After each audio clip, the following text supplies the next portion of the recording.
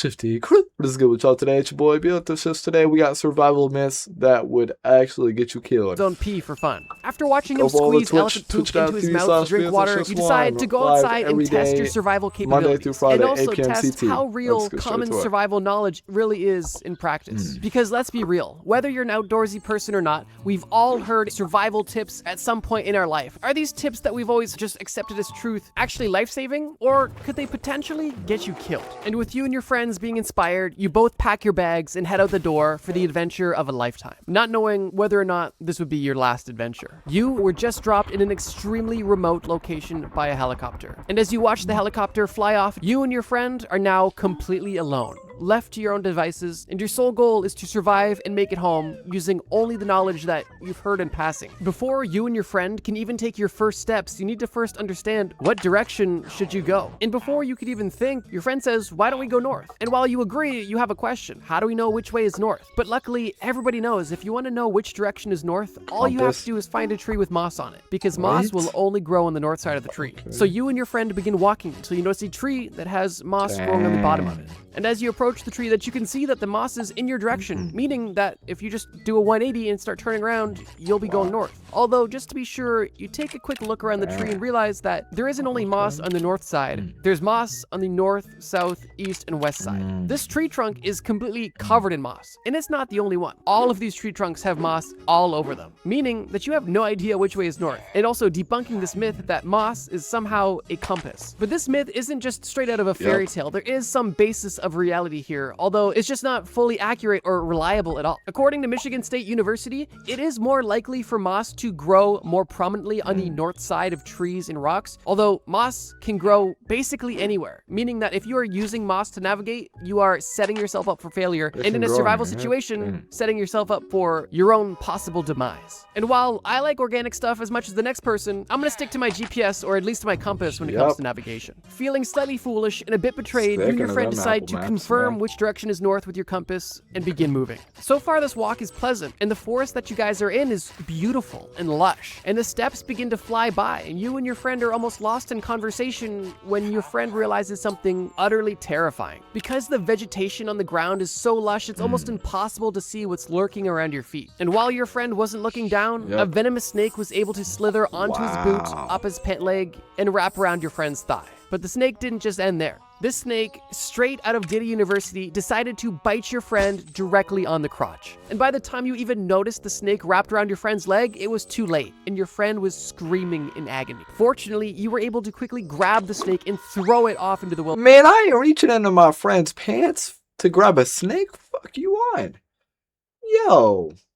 But now you are left with a massive problem. Your friend has just been bitten by a venomous snake. But fortunately, he has a survival tip. It's common knowledge that when somebody receives a venomous snake bite, the best thing to do is immediately suck out the venom, right? It's only logical. Yo, I ain't sucking out the venom out of my friend's meat. I'm sorry. Yeah, my friend's gonna die. Hey, that's some real stuff right there. Hey, I'm not gonna let you suffer. I'm gonna let you die because I'm not sucking you.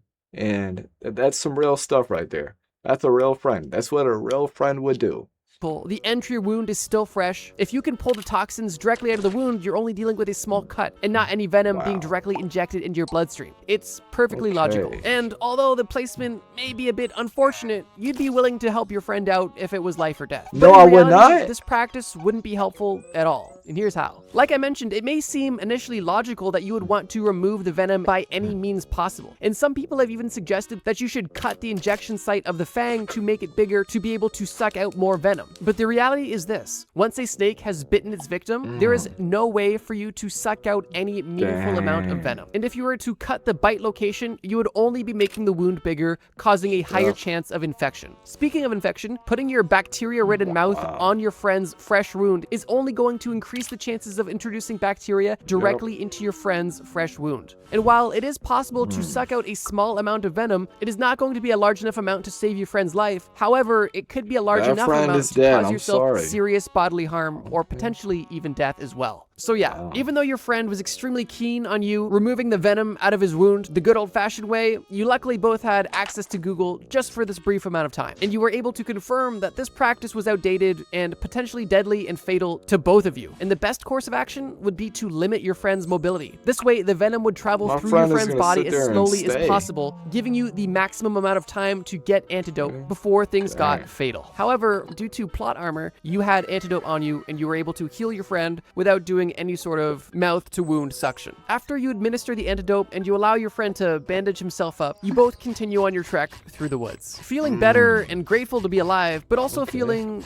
more betrayed, because so far, everything you thought you knew was wrong. But before you and your friend could continue to complain about how crazy that entire ordeal was, you run into a much bigger problem. A 750-pound problem that's looking you right in the face. This problem is an adult, aggressive black bear. Your first instinct is to run the opposite way, but before you could even turn, your friend whips his arm around and clenches your arm tightly, holding you in your place. You look your friend in the eye and he tells you, "Are you crazy, man? We can't run away. We have to act like we're already dead." And with your friend's iron grip being on your arm, you have no other option but to lay down beside him. And now the both of you are laying on the ground with a 750-pound black bear slowly approaching your position. You and your friend at this point may be feeling like you just saved your lives. You outsmarted the black bear, and in a few minutes you'll be back well on your way. But in reality, you just made the black bear's life a lot easier and served him up 2 meals on a silver platter. I think most of us at some point have heard, if you see a bear, just play dead. But I think at this point, hopefully most people know that there is definitely some nuance to that. Specifically, that advice does not apply to all bears.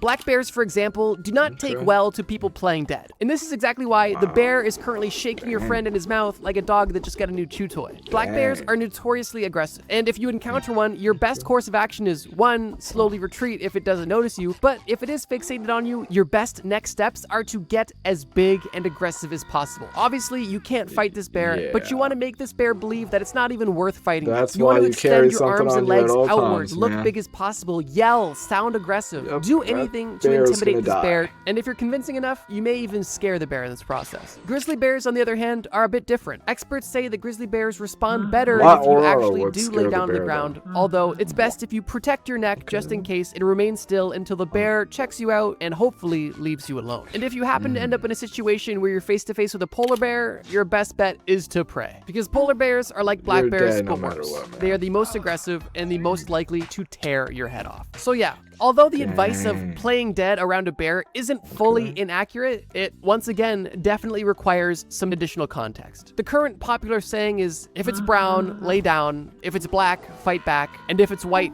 good night. Not because you're supposed to play dead, but because you're going to be dead. As you continue to lay motionless on the ground, you peek open one of your eyes to see what's going on. You notice that the black bear has dropped your friend and was distracted by something else, and luckily left you both alone. Your friend, while a little bit worse for wear, is still alive, and you help get him back on his feet, and you once again continue your journey. Feeling a bit bad for your friend, because at this point it looks like he survived 3 rounds with Mike Tyson, 4 days with Diddy, and 5 nights at Freddy's, you decide you would let him take a quick breather and go around gathering some food. Your friend sits down on a rock under a tree, and you decide to go and see what you can find. And once you begin wandering around looking, you realize one crucial thing. You have no idea what's edible or not, and you don't even know what's around you, but that doesn't stop you from looking. And quickly you find yourself approaching some interesting red mushrooms. Now, you know mushrooms can definitely be questionable, but the fact that you see a little snail munching away at these gives you hope. And as you pick these mushrooms, you notice that there's actually small bite marks from chipmunks. This gives you all the confidence you need to pick a few mushrooms and put them in your pocket and to continue scavenging. You continue looking around when you notice a small bush with inconspicuous red berries. You've never seen these berries before, but it doesn't mean that you can't eat them. And while you're cautious of these mysterious red berries, you notice a small bird fly down into this bush and carefully eat these berries before flying away. And once again, you rationalize with yourself, well, if this animal can eat this, obviously I can. If something was poisonous to them, they wouldn't eat it. So you go ahead and collect some of these berries as well. And you notice that you've been scavenging for hours, so you decide to return to your friend and show him your loot. Your friend doesn't seem too enthused by the small handful of random mushrooms and red berries, but something is better than nothing. And you and your friend begin to munch on the world's weirdest trail mix. Feeling Feeling energized from the food and also feeling energized mentally that you finally had some knowledge that was true, you and your friend both have a bit more of a pep in your step because you knew that you had at least some right information, right? That is until you realize your friend is looking in two directions and he is foaming at the mouth. In shock, you try to say something to him when all you can get out is a jumbled mess of slurred words, and you and your friend both pass out face down on the forest floor. The survival technique of eating what animals ate failed you both. And the reality is, animals are just better than you. And just because the animal can eat it doesn't mean you can eat it at all. Just think about it. Every animal has developed its own unique way of digestion, and the things that our bodies are able to safely process and consume typically come from thousands and thousands of years of consumption. And on top of this, some animals are just built different. Like cows, for example, they have 4 stomachs, and every animal processes the same foods differently. The bird that ate those red berries, for example, was able to pass the toxic seeds from those berries directly through its digestive system without any issues. And those seeds that are now a part of its excrement are now replanted and continuing the life cycle of those berries. But in your case, those seeds have been cracked open by your teeth and are now infecting your entire body with deadly toxins. And the chipmunk that was taking bites out of that small red mushroom has a specialized stomach acid that can neutralize the toxins within this deadly mushroom. However, you simply do not have the facilities to handle that. And the same mushroom that gives that chipmunk life gave you and your friend a near-death experience. Just because you saw an animal eating something does not mean it's not deadly for you. After a few hours being passed out on the floor, you and your friends slowly come to and pick yourselves up off the ground. Nonetheless, you and your friend decide it's time to get serious because the sun is soon setting and you guys need to eat food. You and your friend notice something fuzzy in the distance, and as you slowly approach it and peek over some bushes, you see a lonely old caribou walk slowly until it collapses right before your eyes. And while this is an unfortunate sight for you and your friend, this could be life or death. And in this instance, having an endless supply of high-quality food in front of you is something you and your friend couldn't have even imagined. You both approach the caribou to ensure that it's no longer with you. And once you have that confirmation, you begin to prepare the animal. Fortunately, for once, you were able to put useful knowledge to good use. And shortly after preparing the animal, you and your friend are sitting at a campfire under a tree,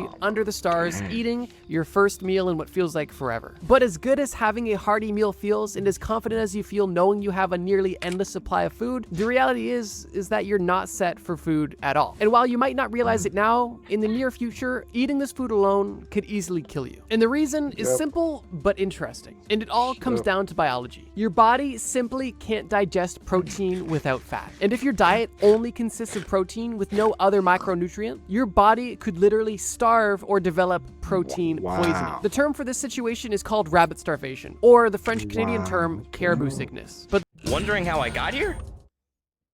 Wow, that is crazy though. You can't eat caribou? Wow. That's insane. That is actually insane. A life or death situation, a big caribou dies in front of you, you're cooked. they both refer to the protein poisoning I just mentioned. But the reality is if you are only eating direct, big game, lean protein, you are setting yourself up for failure. And it's because of this very real caribou sickness that beavers were extremely valuable to North American indigenous people, because beavers had such high amounts of fat, which is why beaver hunting and trapping was so important, not just for pelts, but also for fat, so that this fat could be consumed, allowing your body to properly digest the protein from the big game you also caught. Black bears are also a great source of animal fats, although it's much easier to trap a beaver than a black bear, for reasons we discussed earlier. But yeah, if you tried to live solely off of a big game carcass, you would soon find yourself suffering from a strange form of starvation, simply because your body needs protein, but it also needs other macronutrients to properly absorb and process this protein. Luckily for you and your friend, you're both blissfully ignorant to this fact, and you wouldn't be eating off this carcass for long enough to experience these symptoms. And after both of you have successfully filled your bellies, you decide that it's time to get some rest. You suggest to your friend that maybe you guys should build a quick shelter, just something to keep you guys safe. But your friend tells you that that's a waste of time and energy, and that you guys need to conserve your calories as much as possible right now. And you both simply lay down on the ground and close your eyes to sleep. But that sleep isn't peaceful at all. And only a few hours into your sleep, you wake up freezing cold, colder than the air temperature outside, and you're kind of at a loss. And the reason is rather simple. Laying directly on cold ground is a great way to rapidly reduce your body heat. Literally, because because the ground is stealing heat from your body and lowering your core body temperature, causing you to burn more calories to try to heat yourself back up, while also absorbing all of the extra heat that your body is generating. So in a cold environment like the one that you're in at night, you could not only lose body heat, but also experience hypothermia just by laying on the bare ground, which is why you'll see outdoorsy people swear by a ground mat. Consider it insulation to keep your body heat within you and not being stolen by the ground beneath you. And now that you understand that collecting debris to lay on is a worthy investment of calories, you quickly put together a bundle of grass and leaves to make something soft, but also to make something to insulate your body heat. And you make a makeshift mattress that's large enough for both you and your friend. And you roll your friend onto it, you lay beside him, conserving body heat, and you close your eyes and experience your first bit of rest. The following morning, you decide it's time to start your day and continue your adventure. You begin to inform your friend about last night's discovery and how sleeping on the ground is not okay. But before you can even finish making your point, your friend stops you and points ahead. Because what stands in your way is something you haven't noticed until now. A massive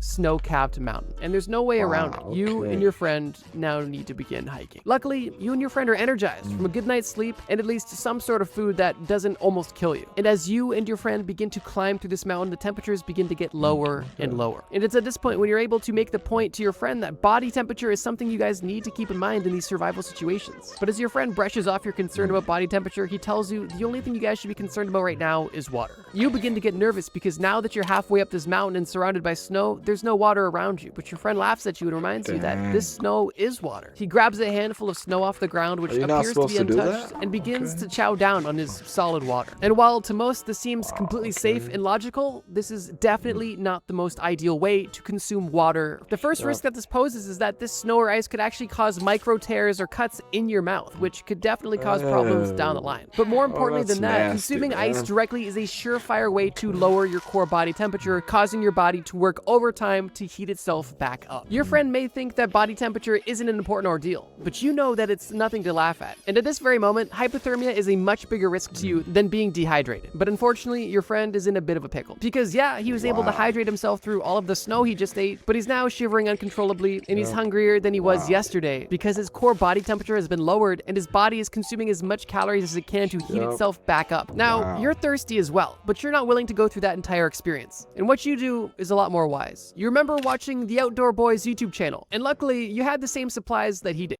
I'm not getting a copyright strike. Realize that your friend's only chance of regaining any sort of heat is by continuing to move. So you keep on your path going over the snow-capped mountain. And fortunately, your friend is no longer shivering, but you and your friend are now facing a much different issue. You and your friend are now both sweating, which is good. Body heat at this point is not a concern at all. This shouldn't be an issue. And sure, you might smell a little bit later, but what is an issue is the base layer of what you and your friend are wearing. Before you even left, you and your friends were debating on whether or not you should wear your clothes in a certain order. And your friend, obviously being a bit more reckless, said it didn't matter at all. So we started by putting on a cotton undershirt, a cotton hoodie, and then put a jacket over top that was waterproof to help keep water out. You, on the other hand, wanting to be different, decided to wear a base layer that was more moisture wicking, but still followed that up with another hoodie and a waterproof jacket. Now here's the difference. While you and your friend are still sweating now, as soon as you guys stop and your body heat begins to go down, the sweat trapped in your clothes is going to be deadly. And if your base layer is made of cotton, that sweat isn't going anywhere anytime soon. And after hours of hiking, you and your friend decide to take a break, and you guys experience the effects of this firsthand. After only sitting for around 15 minutes, your friend is not only cold once again, but he is shivering worse than he was before. And like I mentioned, that's because now his cotton shirt is drenched with sweat. And when cotton gets wet, it loses its ability to insulate you, meaning that your friend has effectively put a cold conductor directly on his body, and also effectively removed a layer, making him at risk once again for hypothermia. Luckily for you, you unintentionally decided to dress and act appropriately. You didn't wear a cotton base layer, meaning that by the time you already sat down and relaxed, your shirt was slightly wet in your armpits, but the rest of your shirt was able to dry relatively quickly. And also, as you were hiking up the mountain, you decided to remove layers, allowing yourself to not get too hot or sweaty. And that is the reason why you're not experiencing hypothermia right now.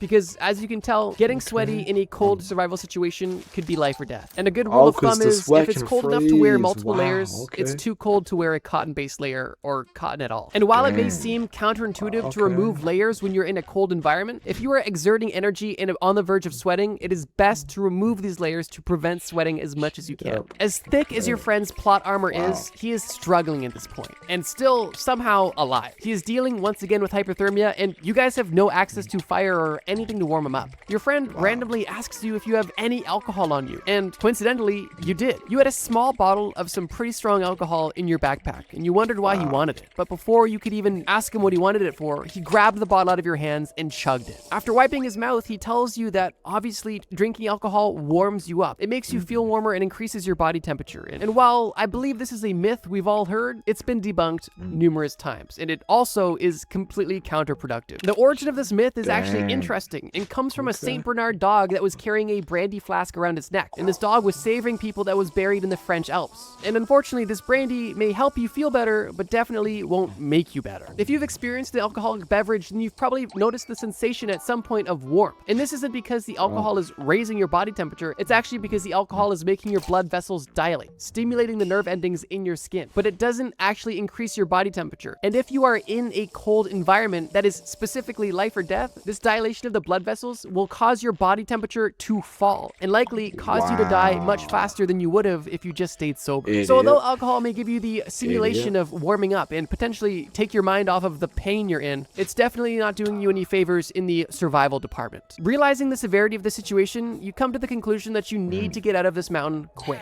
And while your friend is incapacitated and breaths away from death, you realize your best bet was to turn your friend into a toboggan and ride him down the mountain like Mrs. Kwan in the Cat in the Hat movie. And in only a few minutes, you went from the top of the snow-capped mountain to a place you weren't in yet. You weren't in the forest anymore. You were on a beach. And luckily, it was warm enough to help you and your friend feel better, and you noticed that you were on an ocean. And this ocean could be your ticket to freedom. With both you and your friend being on your last brain cells, you both intuitively build a raft with absolutely no plan of going anywhere and no knowledge on any sort of nautical construction. Regardless, you make a makeshift raft and set sail, hoping that maybe somebody on the water will see you and save you. After hours of sitting on your raft, you and your friend are once again hungry. And while your friend is still sobering up, you decide your best bet is to look for some fish. You take a dive off your raft and you find yourself surrounded by a school of fish, but you're unable to catch any. That is, when you look through the school of fish and notice that a large shadow is approaching you. This isn't a big fish. This is a shark, and it's coming directly for you. You have nanoseconds to try to decide what your next move would be. And the first thing that comes to mind is movies and TV shows showing you that if you punch a shark, you're gonna be all right. So quickly and intuitively, as the shark approaches you, you don't move out of the way, you simply assume a karate stance and prepare to punch the shark. Now here's the deal. If you were actually going to go through with this, there's two likely outcomes. The first is that you are able to successfully punch the shark and scare it away, similar to the black bear, making it seem like you're not worthy prey. But the more likely outcome is that you extend your arm and have your arm ripped off by a shark